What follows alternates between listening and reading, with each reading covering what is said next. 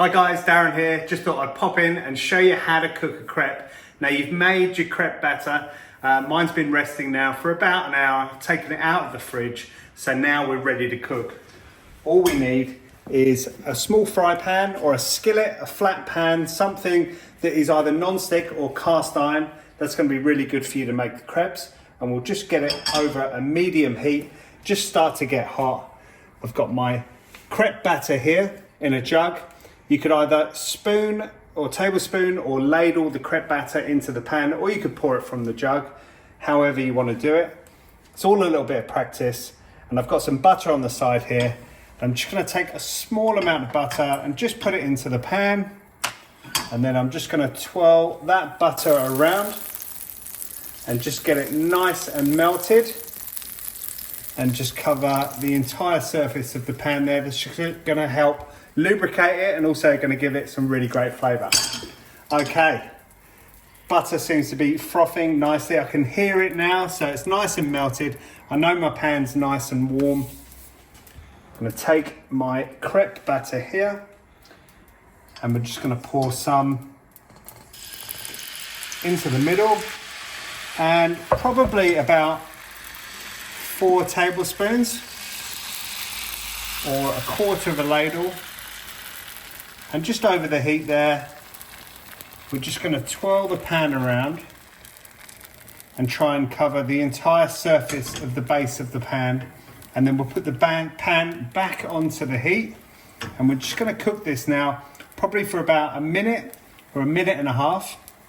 We want a little bit of colour on the bottom of our crepe.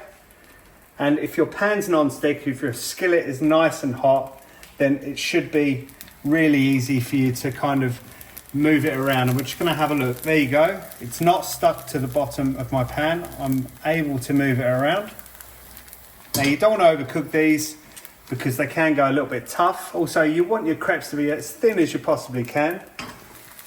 So depending on the size of your pan is the amount of crepe batter you need to put in there.